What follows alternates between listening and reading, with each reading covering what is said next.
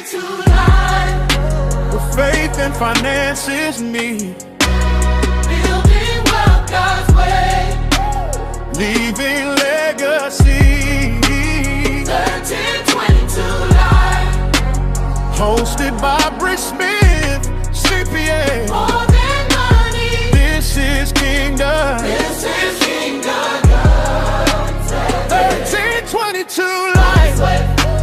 By Britt Smith, CPA.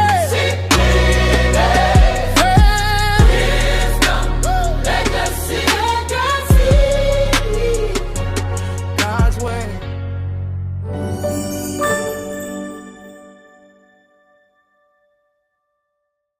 Hello, welcome to 1322 Life. We're so excited to have you here today.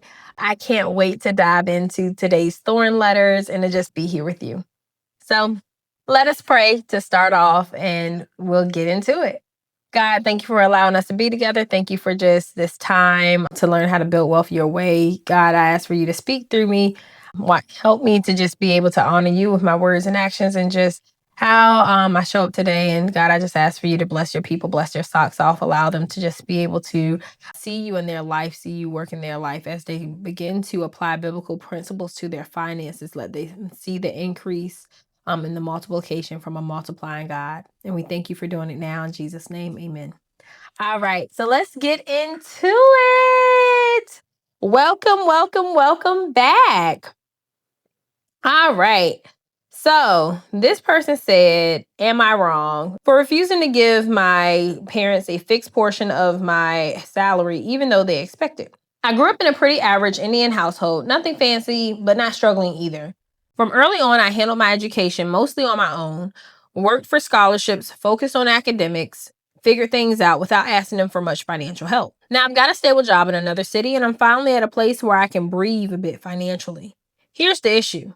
Recently, my parents started expecting me to send them a fixed portion of my salary every month. Not like occasional help or anything. They literally framed it as my responsibility. The thing is, my dad earns a decent amount. They have multiple properties, savings, gold, all that. They're not dependent on me to survive. I told them I'm not comfortable committing to sending money regularly. I said I'd help if there's an actual need or emergency, but I don't want this to become an obligation. They didn't take it well.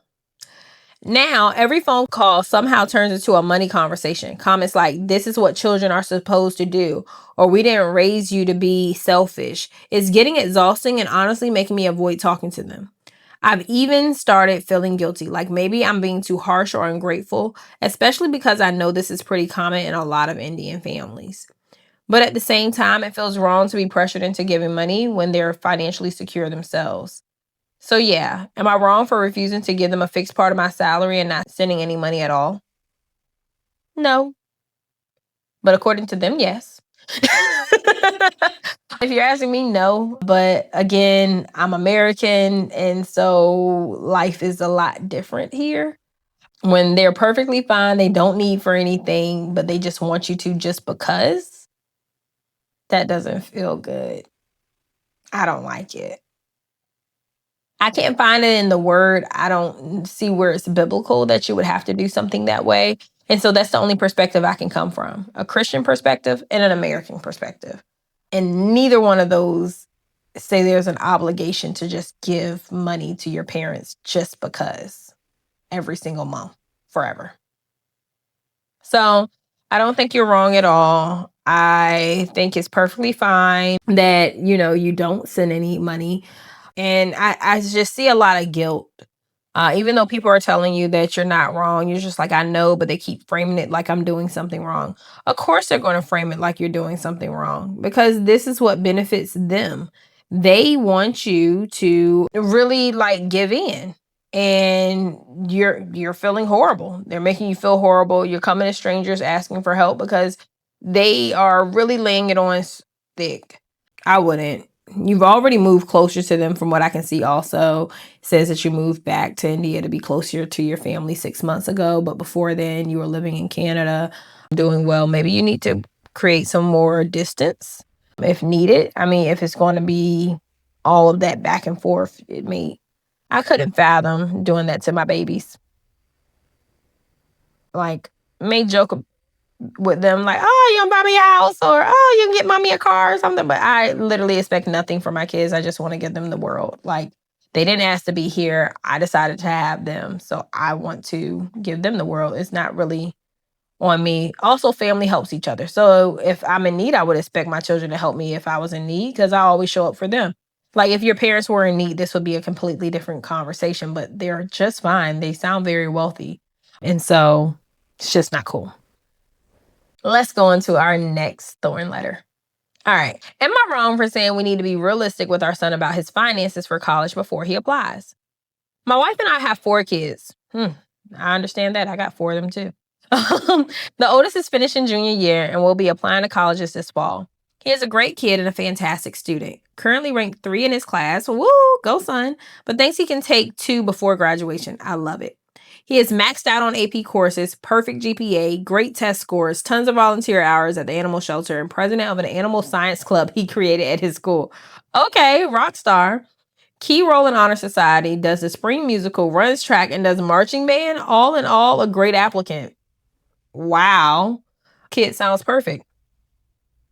But we fall into the weird range of being too rich for financial aid, but too poor to pay out of pocket for an elite education. Understood. His dream school is pricey and we don't expect to receive much aid. I've been telling my wife we need to be real with him and tell him that his best options at this point are to look at our state school. He doesn't want to go there, but will apply. Or schools that give merit aid to students like him. We have found some schools that will basically give him full tuition for his scores and grades. My wife thinks that is killing his dream before it even starts. She says we should let him apply everywhere and then figure it out as far as finances are concerned. My argument is we have 3 other kids after him to put through college. Figuring it out for him could mean less for them in the future. I think we need to just lay it out. Show him that what we can't afford and what options he has that won't put us under. My wife thinks he worked hard and we shouldn't crush his dreams, because where that there is a will, there is a way to make things work. So what do you guys think? Am I being too harsh? Note, he will need further education after this. He wants to either get a PhD or be a veterinarian. So either way, more schooling after undergrad, which is even more reason to not go all out, in my opinion. Edit, important note, his dream school does not offer merit scholarships or athletic scholarships. They only offer need-based aid and he will not qualify. Oh, crud. Edit 2, since this keeps coming up, yes, we do make over $200K. We did not until recently. My wife was a stay-at-home mom for 6 years, and I had an unexpected promotion at my job after my boss retired, and I threw my name in the hat for the position. That increased my salary over $40K. My wife's salary here has also increased about $10K in the last 5 to 10 years. We have put aside money for college, but we have 4 kids in a very high cost of living area. We do not have enough for all 4 kids to spend $90,000 to $100,000 per year at their dream schools. Great notes, Dad. So here's my perspective. No, I don't think you're wrong for saying that y'all need to be realistic about finances for college. Not wrong at all. There's this thing called scholarships, and he needs to get some. He's extremely smart. He knows how to do all those other things. He's jumping through 300,000 hoops anyway. The will and the way needs to be, he needs to willingly apply for every scholarship possible, humanly possible, and get them.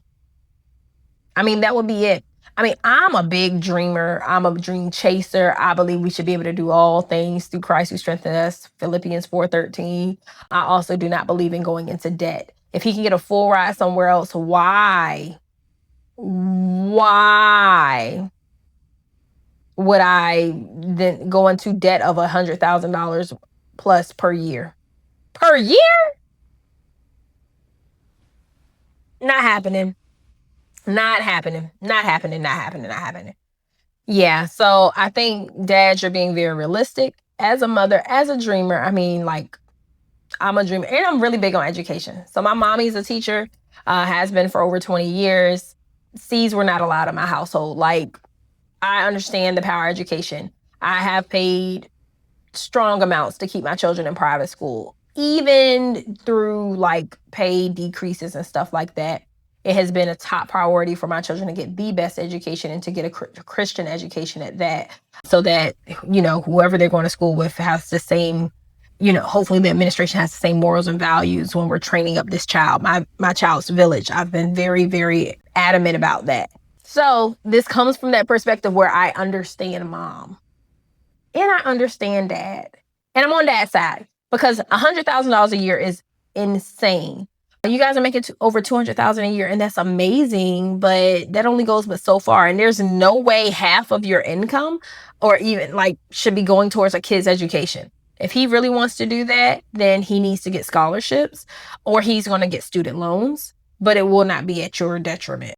Say how much you're willing to set aside. I mean, this could be free 99. That's the one thing. This could be 100% free. And I also understand wanting to give your children a good start in life and them not having any student loan debt. But let me tell you something. I would say, hey, look, this is what I'm willing to contribute a year. Whether it's $20,000 a year, $40,000 a year, whatever it is, this will be my yearly contribution. The remainder is on you to figure out. And this will be my up to max contribution. So if you're able to get full scholarships, everything, I am supplying nothing other than, a little something here or there so that you're not a starving broke college student. So I would just kind of set those boundaries, and I would be adamant about him getting a full ride or going to a school with a full ride. So either he needs to go and apply for scholarships out the wazoo because you don't have to get the scholarships from that specific school. Getting merit-based scholarships and stuff like that, that's the last, kind of the last option. That's what people that have not been planning do. But this is also a first lesson in adulthood for him. Yes, you guys are the parents and all that, but this is a wake-up call for him. Lack of planning on your part does not constitute an emergency on mine. So if he is graduating this month, literally, because this is just written like 20 days ago or something, like if he is graduating this month or next month, and there's no scholarships that he can apply for in that given time, and school is about to start and all the things, then sounds like you're SOL, dude. If he has another year or so, since I'm hearing that he thinks that he can take second before graduation, and it sounds like he has not necessarily applied yet, and usually you start applying months before even school ends, so he may just be in his junior year. Then awesome if he's in his junior year or sophomore to junior year. So if he's in sophomore to junior year, then this is really amazing because you have time. There was this one parent, she had her child complete a scholarship a day or a scholarship a week. And so basically by the time, and she made her child start during their freshman year of high school. So my child would definitely be doing the same because I have 4 kids and I understand how much it racks up very, very fast. We serve a multiplying God, but when you have been fruitful and multiplied, those bills multiply right along with it. And so, yeah, I would definitely make sure that he applies for scholarships, and he would be doing that every day, every week, all the time. That would just be the new thing that we'll be doing. So just something that I would note and that I will, make as a suggestion for you guys. You're not wrong. Mom also is not wrong for her heart posture. She's not. I get it. But we have to be realistic.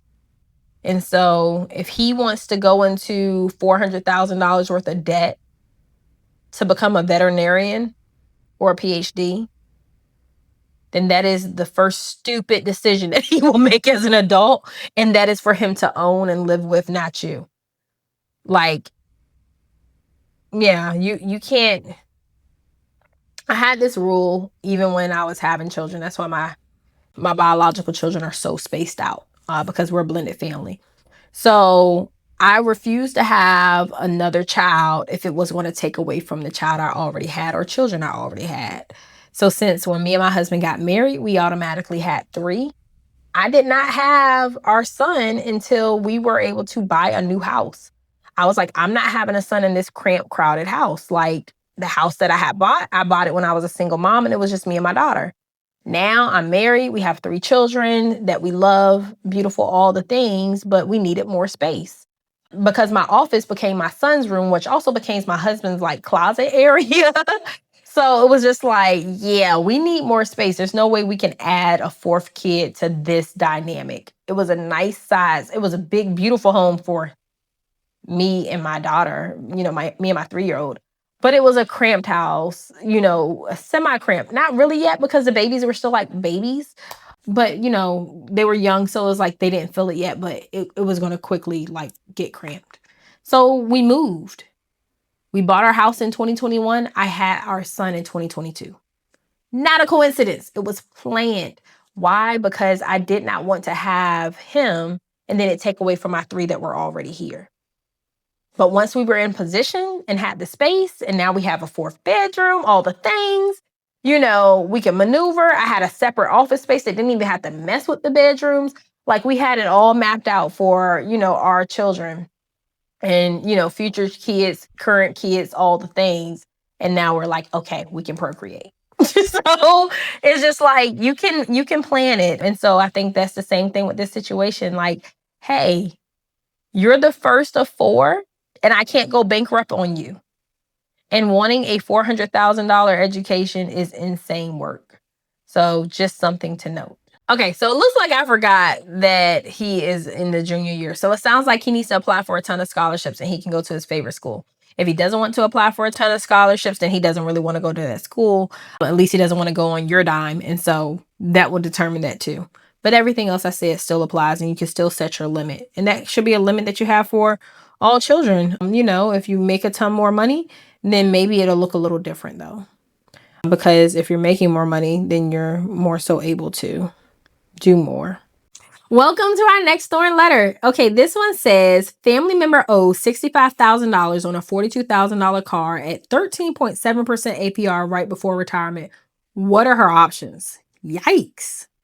Hello, everyone. My mother-in-law, 62, recently put herself in a situation that has our entire family extremely worried, and we're looking for honest advice on what options she may realistically have. She's single, owns a home in Massachusetts, and is getting closer to retirement age. Financially, she was doing okay before this happened. About 8 years left on her mortgage, around $5,000 total in credit card debt, and she fully owned a 2017 Infiniti QX50 with about 90,000 miles. Last week, we found out she financed a 2025 Infiniti QX50 for roughly $42,000. At first, she only mentioned the payment being around $845 per month, which already sounded high. Once we looked over the actual lending agreements, we were in shock. The loan is 75 months at 13.77% APR for about $845 per month and came out to roughly $65,000 total sale price. She's now massively upside down on a vehicle that likely won't hold anywhere near that value, especially over the life of the loan. What makes this especially concerning is that she's only a few years away from retirement and doesn't have a large retirement fund to fall back on. We genuinely fear this purchase could seriously damage her long-term financial stability. We understand she signed the paperwork and ultimately made the decision herself. We're just trying to help her minimize the damage before this gets even worse. Let's get into it. They did attach a copy of the purchase agreement. The purchase agreement, it was a $42,000 car. It's still a $42,000 car. It's just that after all finance charges are paid, it will get to be about $65,000. The payments will equal about $63,423.75. And meanwhile, there was a down payment of $2,000 given. So I think that helps one clear it up. This is not, it turns into $65,000 over time. One, this was just bought a week ago. Some of those, they have certain disclaimers like 1 week or 100 miles or, whatever amount of miles or whatever, and they'll take it back. That would have been the first thing.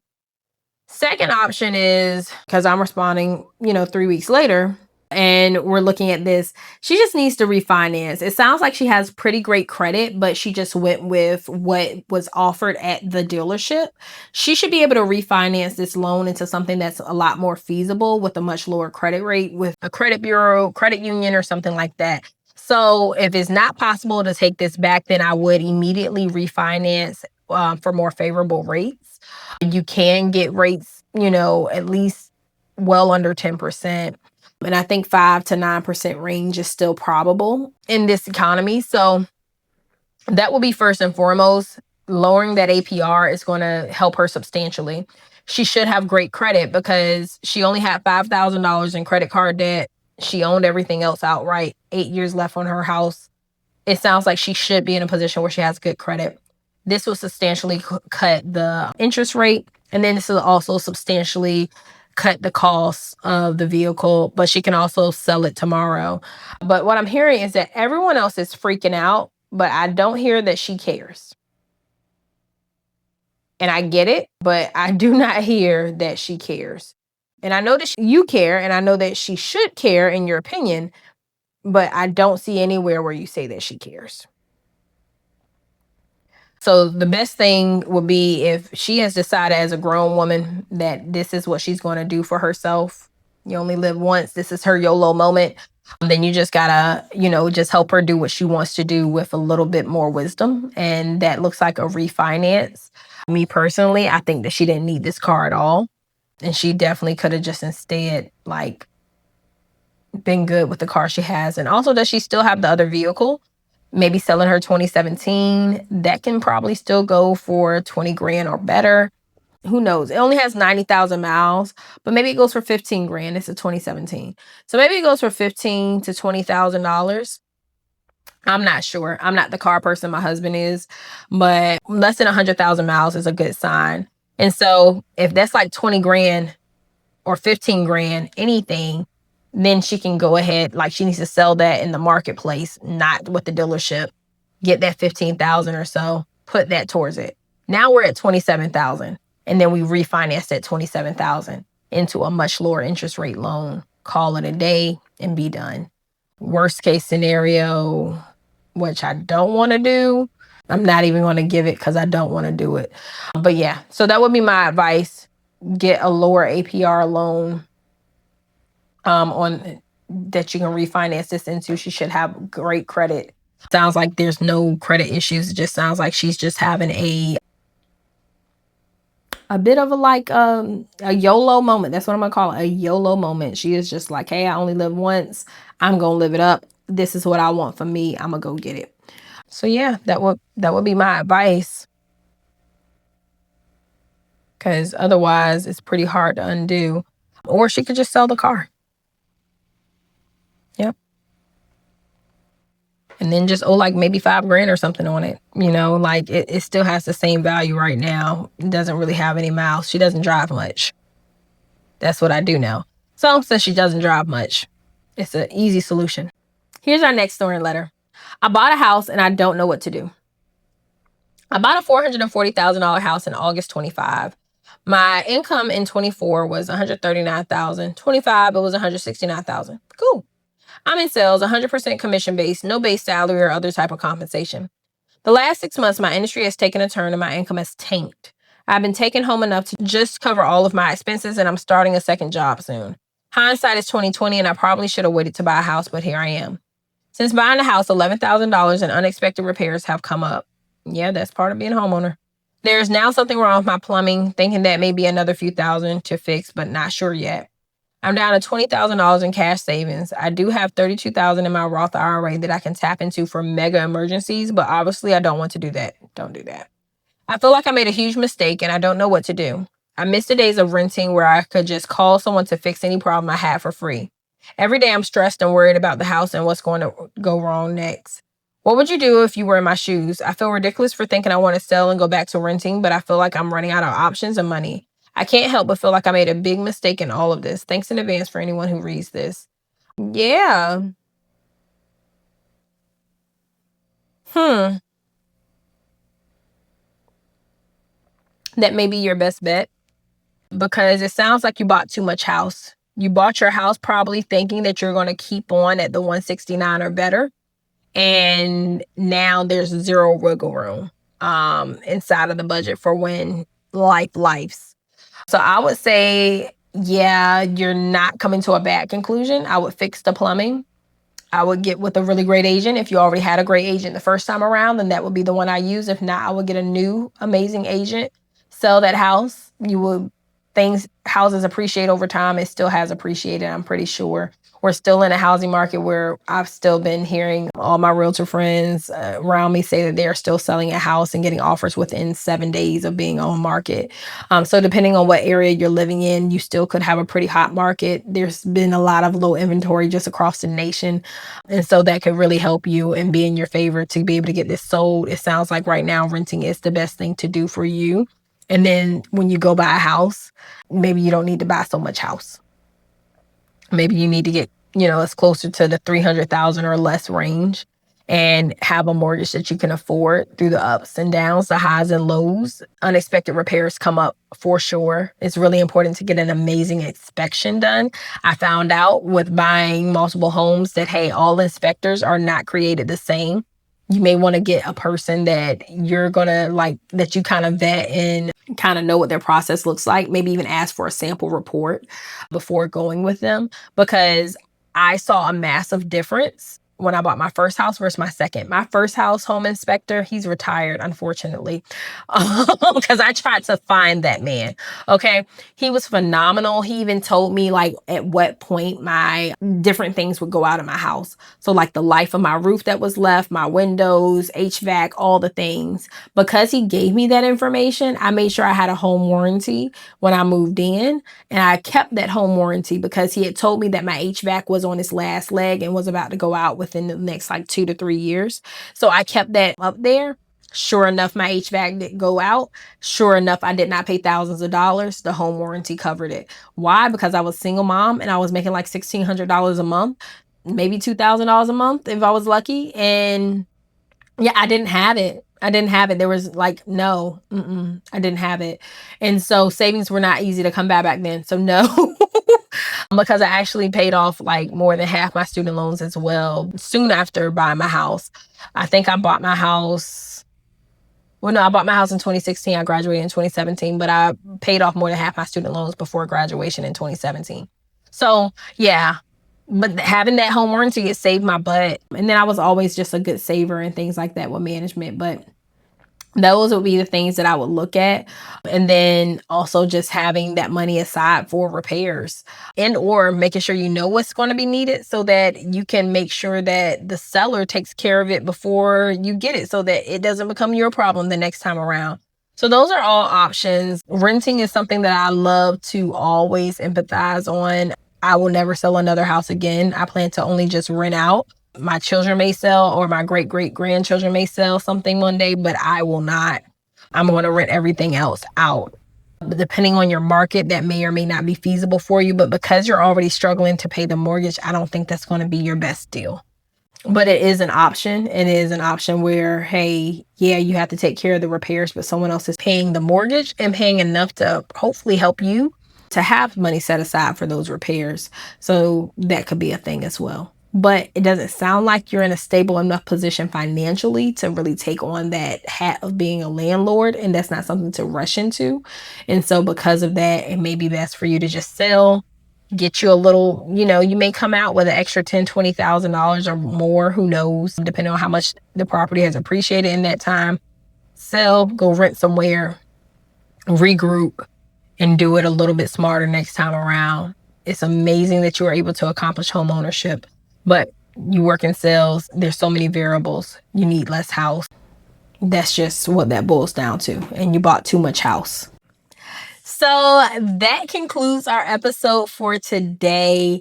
Thank you guys so much for being here. I'm loving being able to just be here with you and talk about building wealth God's way. If you have a Thorn letter that you would like to submit, please go to 1322life.com. You should see it right here. Go to 1322life.com/#Thorn. You should also just see it when you go to 1322life.com. You can just scroll a little bit and you will see the little place to put in your Thorn letter. I would love to hear from you. Love to be able to respond on how we can help you build wealth God's way. Other than that, until next time when I see you again. 1322 Live.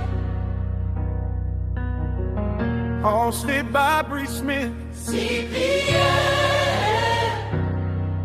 Faith.